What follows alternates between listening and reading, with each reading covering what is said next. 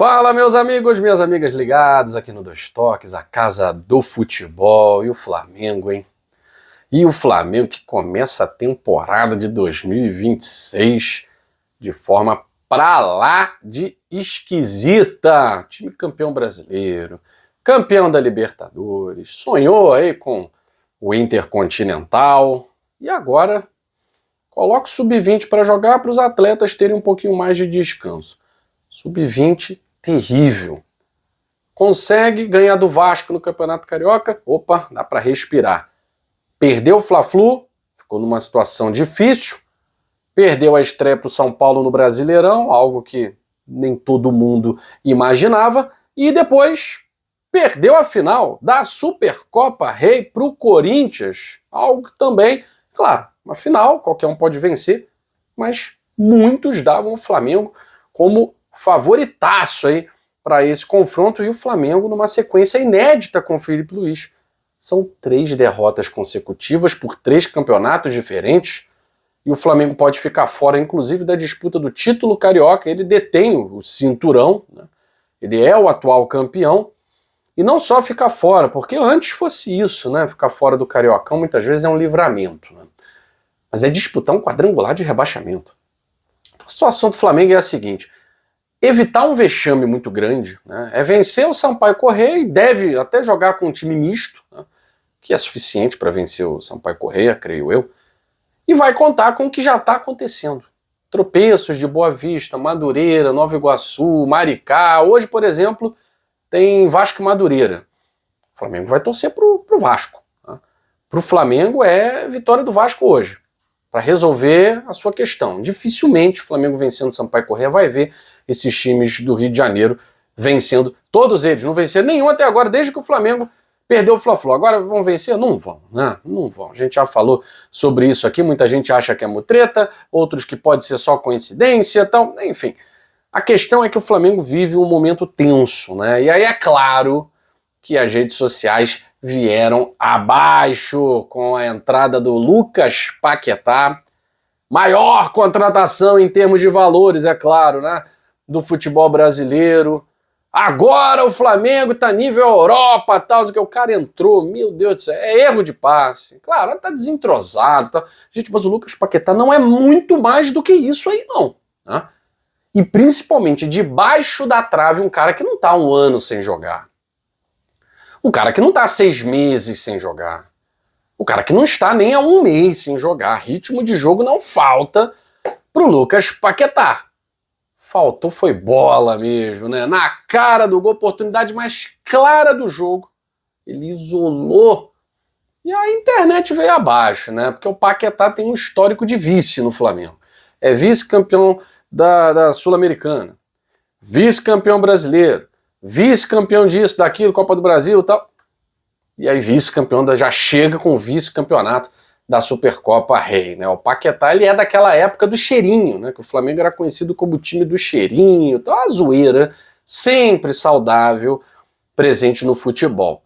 E aí os supersticiosos já ficam, meu Deus do céu, será que o Paquetá veio para trazer a zica daquela época pro Flamengo? Sei lá, né? O Flamengo hoje tem um esquadrão, né? Diferente da época em que o Paquetá jogava, o Flamengo tem um esquadrão hoje, mas que realmente precisa alinhar seus astros ali, né? Metaforicamente, e dentro de campo também. Tem muito astro que está em ritmo de feijoada, né? Isso não se justifica. Alguns jornalistas tentaram justificar com a ideia de que o Flamengo começou a temporada muito cedo e terminou muito tarde. Pergunta, e o Corinthians? O Corinthians terminou a temporada mais tarde que o Flamengo. Vamos parar com as desculpinhas esfarrapadas. Perdeu porque o Corinthians foi melhor e ponto final. Perdeu para o São Paulo porque o São Paulo foi melhor e ponto final. E perdeu para o Fluminense porque o Fluminense foi melhor e ponto final. Então são 3 derrotas em que o Flamengo não foi melhor do que os seus rivais. E isso já começa a preocupar.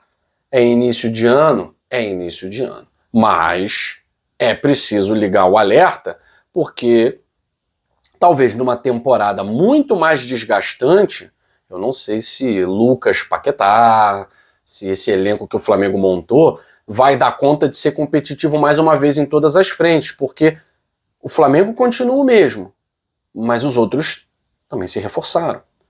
Os outros também estão entendendo. Alguns clubes já entenderam que são copeiros.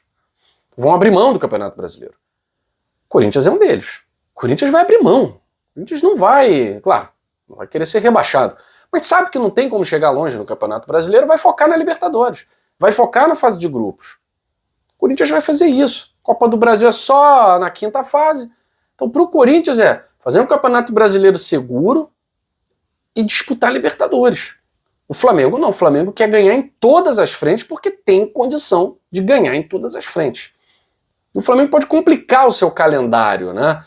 Porque ficando fora do quadrangular, das quartas de final, perdão, e disputando esse quadrangular de rebaixamento, é um vexame completo. Aí é crise na Gávea total, né? É crise na Gávea total. Agora, vamos lá. O Flamengo ainda tem uma Recopa para disputar, né? Vai disputar contra uma equipe fraquíssima da Argentina, que é o Lanús, né? Então tem final da Recopa para levantar o moral. E tem ainda o Campeonato Brasileiro para se reabilitar, Libertadores mais para frente, só em abril, né? Então o Flamengo, é claro, pode consertar a sua rota. Ele pode consertar a sua rota. Mas ele pode ter um caminho mais complicado. Mesmo que o Flamengo se classifique, o Flamengo passando em quarto, fatalmente vai pegar o Botafogo, que pode ser o primeiro colocado, né? Faltando uma rodada, o Botafogo já está classificado, e o Botafogo está na primeira colocação. O Botafogo só perderia essa primeira colocação se vai jogar com o time reserva contra o Vasco, mais uma vez, né? No domingo. Se algum time que está atrás, um Boa Vista, o outro ali, o Madureira, vencer, ultrapassa em pontos, o Botafogo vai para a segunda. Porque até o momento, se o Flamengo vencer e passar em quarto, o Botafogo e o Flamengo se enfrentam no domingo. Então, já é uma situação aí para o Flamengo. É mais um confronto para o Flamengo prestar atenção. E para o Botafogo, é a oportunidade que se tem de pegar um Flamengo combalido e já vencer. E ganha moral para a temporada inteira, por mais que o Botafogo não esteja priorizando o Campeonato Carioca, né?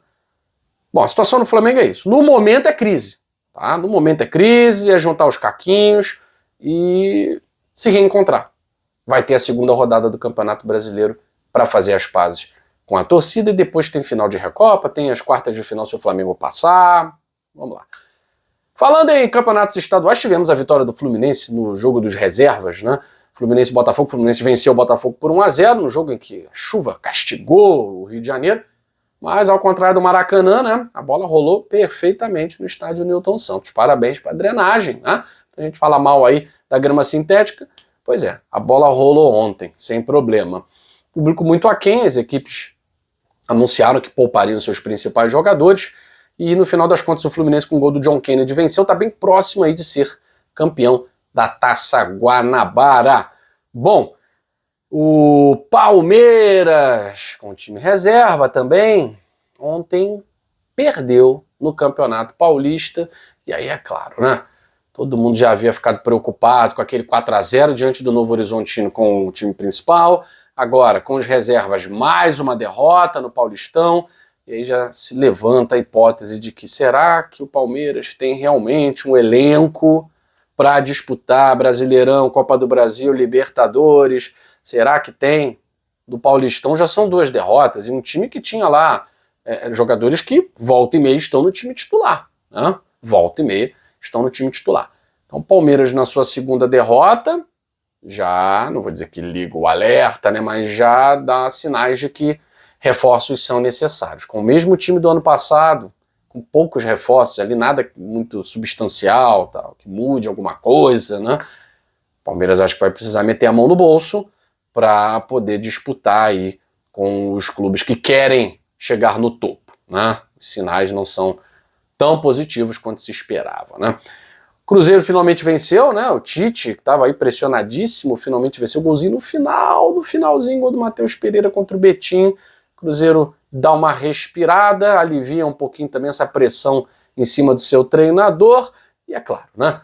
Para poder trabalhar na próxima rodada, vencer dentro do Mineirão e o Cruzeiro continuar aí o seu objetivo, que é brigar por títulos. Eu fico por aqui, a gente volta mais tarde aqui no Dois Toques, a Casa do Futebol.